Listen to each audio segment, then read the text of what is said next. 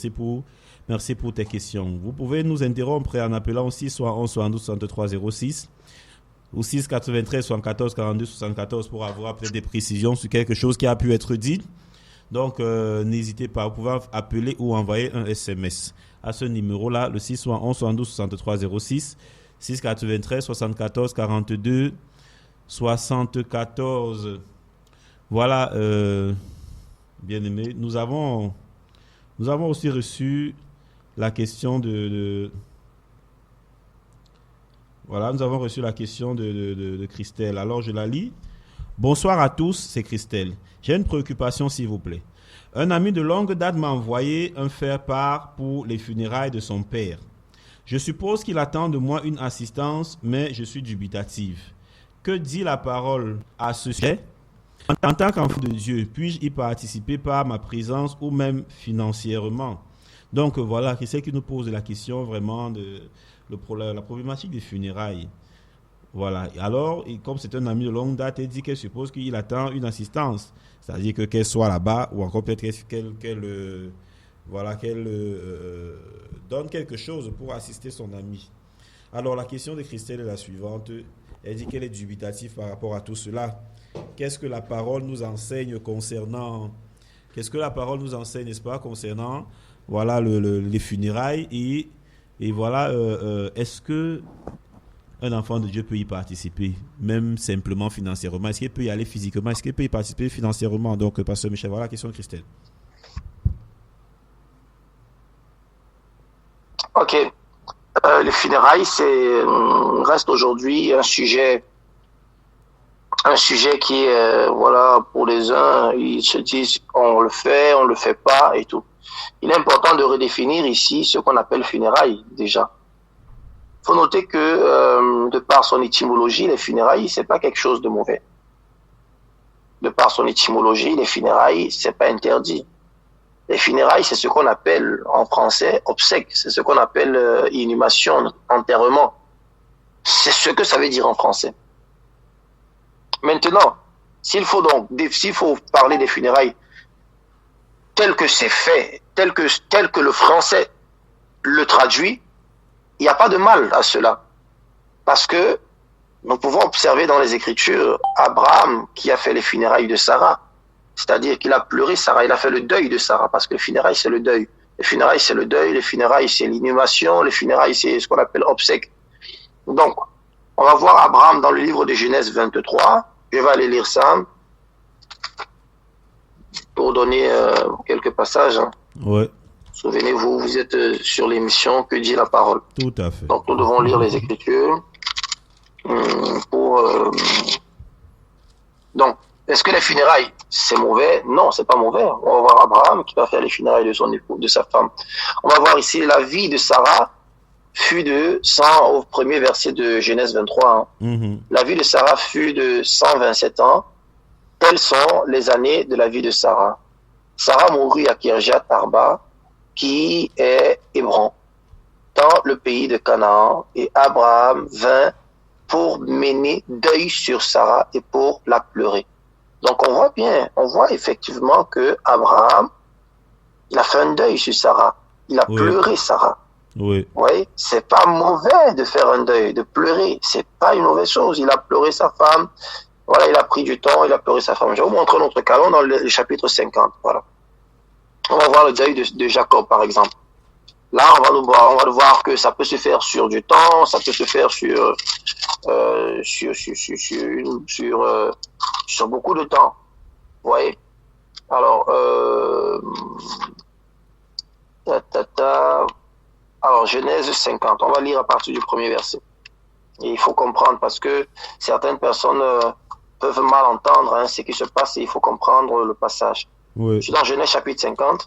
Je vais lire à partir du premier verset. Mm-hmm. Oui, je vais lire à partir du premier verset. On va aller jusqu'au verset 10 peut-être. On va voir ici. Joseph se jeta sur le visage de son père, pleura sur lui et le baisa. Son père venait de mourir. Et il s'est jeté sur son visage, il a commencé à pleurer et à lui faire un baiser. Il ordonna aux médecins à son service d'embaumer son père et les médecins embaumèrent Israël. Israël, c'est Jacob, c'est le père de Joseph, autant pour moi. Tout à fait. Amen. 40 jours, 40 jours, on dit bien 40 jours s'écoulèrent ainsi et furent employés à l'embaumer. Donc, ils ont fait 40 jours pour l'embaumer. 40 jours, ils ont pris 40 jours pour l'embaumer. On dit s'écoulèrent ainsi et furent employés. Donc, on a utilisé ces 40 jours pour l'embaumer. Mhm. Les Égyptiens le pleurèrent 70 jours. Wow. Donc, ce qu'il faut noter, c'est que c'est ça qu'on appelle funérailles. C'est tout ça qu'on appelle obsèques, qu'on appelle deuil, qu'on appelle... C'est tout ça, en fait, les jours du deuil. C'est pourquoi on va dire au verset 4, quand les jours du deuil furent passés, Joseph s'arrêta aux gens, s'adressa aux gens de la maison de Pharaon et leur dit. Donc, le deuil, il faut noter que le deuil, les funérailles, ça se fait, toutes ces choses-là, toute cérémonie, ça se fait généralement avant l'enterrement. Une fois que l'enterrement est fait, il n'y a plus de cérémonie à faire. Toutes les cérémonies se font généralement avant l'enterrement. L'enterrement marque la fin où l'homme qui était poussière est rentré dans la poussière. Amen. Et c'est la fin de toute chose. On s'arrête là. Donc c'est ce qui se passe ici. J'explique ce qui se passe en réalité. Joseph, qui est un homme influent et riche, va donc prendre 40 jours à embaumer son père. Certainement, c'était une technique d'embaumage. C'était le dernier cri, c'était les grands médecins de l'Égypte ancienne, de l'Égypte de l'époque. Ah, ça. Ils avaient la plus grande médecine, il faut le dire, même s'il faut le dire. Oui. Les plus grands médecins, parce qu'il était comme chef, et ils ont embaumé son père. Donc les médecins de qualité qui maîtrisaient les techniques de dernière génération en ce temps pour embaumer son père. Et embaumer là-bas, quelqu'un, ça servait comme aujourd'hui dans notre temps à mettre quelqu'un dans la morgue, par exemple. Parce que dans la morgue, le corps n'est pas censé pourrir. Or, quand on embaumait le corps, c'était pour que ces corps-là ne pourrissent pas vite. Parce que quand les corps pourrissent et tout, voilà, si c'est qu'on ne les embaumait pas, ils ne pouvaient pas faire 40 jours, ils ne pouvaient pas faire les voyages qu'ils avaient à faire. Tout à Donc, fait. quand on embaumait un corps, c'est pour que le corps ne se détruise, qu'il ne pourrisse pas vite. Tout à fait. Parce que Joseph avait un projet de voyage avec ce corps. Il devait amener ce corps hors de l'Égypte selon la promesse qu'ils avaient faite à Israël et Jacob. Donc c'est ça, les 60 jours, les 70 jours de pleurs où ils ont pleuré, ils ont fait le deuil en Israël, un peu comme toi qui pleure à Douala, ta personne elle est morte à Douala ou à Yaoundé, après tu vas à l'ouest l'enterrer. Arrivé à l'ouest, vous pleurez d'abord à Douala avec ceux de Douala, après ou bien à Yaoundé, après vous partez maintenant à l'ouest là-bas, dans le village de la personne, pour enterrer la personne. Donc, pour cela, parfois, pour nous, ça prend plusieurs jours. Mais maintenant, pour un homme influent comme Jacob, qui est le père de l'homme le plus influent après Pharaon de l'Égypte, c'est sûr que ça prend beaucoup de temps. Ah, ça. Et dans leur temps, ça a pris beaucoup de temps. Donc, c'est la situation que nous avons, c'est la situation que nous avons ici. Donc, on nous dit, quand les jours du deuil furent passés, Joseph s'adressa aux gens de la maison de Pharaon et leur dit, si j'ai trouvé grâce à vos yeux, rapportez, je vous prie à Pharaon ce que je vous dis. Mon père m'a juré en disant, voici, je vais mourir. Tu m'enterreras dans le sépulcre que je me suis acheté au pays de Canaan. Je voudrais donc y monter pour enterrer mon père et je reviendrai. Pharaon répondit, monte et enterre ton père comme il te l'a fait jurer.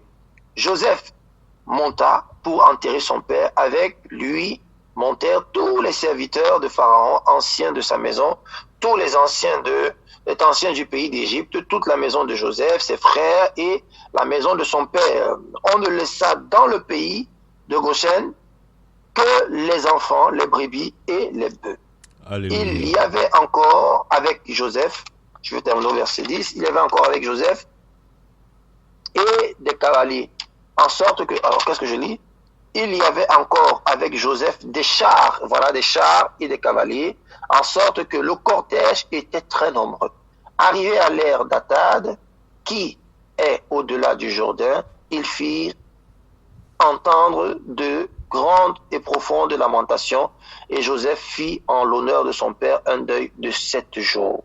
Donc, ils vont arriver, donc ils sont sur le chemin, ils vont faire un deuil de 7 jours, une fois de plus là-bas, on dit les jours de son deuil. Donc ils vont faire un deuil, ils vont pleurer, ils vont faire une cérémonie de pleurs et tout, les visites, les gens pleurent et tout, voilà, c'est un homme important et tout ce qu'on fait pendant le deuil généralement. Et tout ça, ils ont fait ça déjà en Égypte, et maintenant ils partent, quand ils arrivent là-bas où ils doivent l'enterrer, ils refont la même chose pendant 7 jours, et finalement Joseph va l'enterrer. Et une fois qu'il l'enterre, c'est bon, on n'en parle plus, c'est plus. Donc, est-ce que le funérail, il est mauvais? Non. Tant que nous observons, le funérail n'est pas mauvais. Nous voyons donc des personnes qui ont fait les funérailles dans les Écritures. Je rappelle, quand je parle de funérailles, que funérailles en français, le funérail en français veut dire inhumation, obsèque, deuil, enterrement. Ce sont des synonymes. Voilà. Maintenant, si le funérail, c'est selon que les gens le pratiquent, selon l'entendement de certaines personnes, chez nous en Afrique et particulièrement au Cameroun, si on entend funérailles que quelqu'un est mort et un an plus tard on va déterrer son crâne ou bien faire un an plus tard on retourne alors qu'il est déjà enterré, parce que souvenons-nous, les funérailles s'arrêtent à l'enterrement. Lorsque la personne est enterrée, on s'arrête. On peut continuer à avoir des pincements, pleurer dans le cœur, se souvenir, avoir des souvenirs, ce qui est normal. Se rappeler des souvenirs qu'on pouvait avoir, c'est normal. On ne peut pas oublier quelqu'un du jour au lendemain. Oui. On a des souvenirs, il y a toutes ces choses qui sont là dans nos cœurs. Mais de retourner faire les cérémonies, alors là, le Seigneur s'oppose vivement à de telles choses. Le Seigneur s'oppose vivement à de telles choses. Deutéronome chapitre. Alors, la semaine dernière, nous avons lu ici la semaine dernière, lorsque nous étions en train de répondre à l'une des questions, nous avons vu la question de je ne sais plus qui, mais nous étions en train de dire ici, le Seigneur leur disait dans le livre de Deutéronome que lorsque je te libérerai, je crois dans le chapitre 12 de Deutéronome, il disait, je vais aller lire ça, je vais aller relire. Écoutez bien l'instruction du Seigneur à partir du verset 28 de Deutéronome, il dit, garde et écoute toutes ces choses que je t'ordonne afin que tu sois heureux, toi et tes enfants. Deutéronome 28. Oh, oui. Je ne suis pas là-bas. Je suis en train de lire un autre. Deutéronome 12, oui, verset 28. Oui, c'est ça. Oui. Tu sois heureux, toi et tes enfants après toi, à perpétuité, en faisant ce qui est bien et ce qui est droit aux yeux de l'Éternel, ton Dieu. Amen. Lorsque ton Dieu aura exterminé les nations que tu vas chasser devant toi, lorsque tu les auras chassés,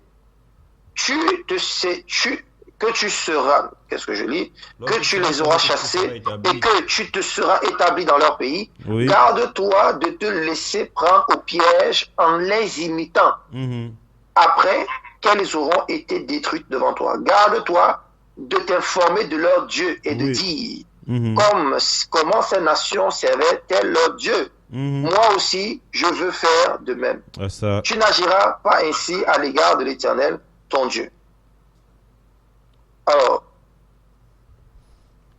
quand nous continuons la lecture, faisait des choses, alors car elle servait des dieux en faisant des abominations aux dieux à l'Éternel, elle brûlait au feu leurs fils et leurs filles en l'honneur de leur Dieu. Alors, ça, c'est pas... On va lire au chapitre 18, autre pratique qu'il faisait. Je vais rapidement aller. Une autre pratique qu'il faisait, dans Deutéronome 18, toujours, c'est un peu plus là, parce que le Seigneur va rappeler ça, dans Deutéronome 18, il va dire, à partir du verset, à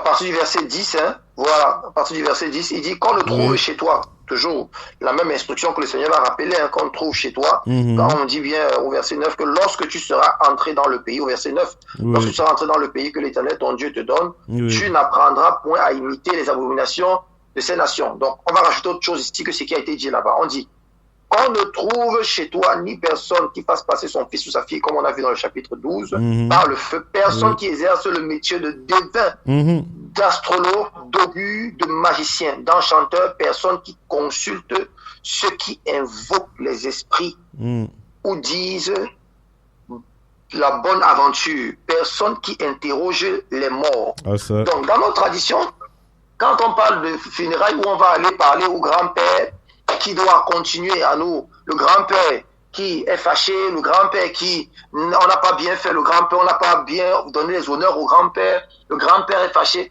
Toute communication avec les morts en ce moment-là, après l'enterrement, est proscrite par la parole de Dieu. Donc si c'est ce que les gens appellent funérailles, ce n'est pas déjà ça les funérailles. Ce n'est pas ce qu'on appelle funérailles. Ils font autre chose et ils appellent ça funérailles. Et cette autre chose que ces gens font là est proscrite par la parole de Dieu. Donc, comme notre sœur Christelle le sache bien évidemment, la pratique de funérailles où on va 1 an plus tard ou bien des temps plus tard, des années plus tard, aller en l'honneur de notre grand-père, de notre grand-mère, de notre mort ou bien de notre oncle, de notre père, pour faire des fêtes ou bien des cérémonies quelconques où on va déterrer les crânes, où on va faire d'autres pratiques quelconques, il faut déjà savoir que là, ce n'est pas le funérail. C'est important de le dire. Ce n'est pas ça le funérail. Le funérail s'est arrêté à l'enterrement. Et après l'enterrement, le funérail là, tout ce qui se fait après, ce sont des pratiques occultes. Ce sont des pratiques sataniques. Ce sont des pratiques de démons. C'est important de le préciser. Donc ça n'a rien à voir avec la parole de Dieu. Donc la parole de Dieu est contre ce type de pratique. Il ne faut pas le faire. Et tout à l'heure, on a posé la question également de savoir, est-ce que nous devons participer à cela? Oui. Une fois qu'on sait que ce n'est pas une bonne chose, une fois qu'on sait que ces pratiques ne sont pas correctes, Éphésiens chapitre 5, le verset 11 ou le verset 10 nous dit, je vais lire parce que nous disons que dit la parole, Éphésiens chapitre 5, le verset 10 dit, examinez ce qui est agréable au Seigneur. On doit examiner ce qui est agréable au Seigneur. Est-ce que donc c'est agréable au Seigneur cette pratique-là? Est-ce que c'est agréable cette pratique-là? Comme on vient de voir dans les Écritures, on dit que le Seigneur est contre ce type de choses. Amen, amen, amen, amen. Ceux qui invoquent les morts, ceux qui traitent avec les morts, ceux qui veulent communiquer avec les morts. On dit que est-ce que c'est agréable? On dit examinez ce qui est agréable au Seigneur, verset 11. Et ne prenez point part aux œuvres infructueuses des ténèbres, mais plutôt condamnez-les. Alléluia. Donc il revient donc à Christelle et à tous ceux qui sont dans cette situation, bien évidemment, lorsqu'ils sont invités d'une manière ou d'une autre, à ne pas participer parce qu'on dit ne prenez point part aux œuvres infructueuses, il ne faut pas prendre part à cela, mais il faut les condamner, il faut les dénoncer.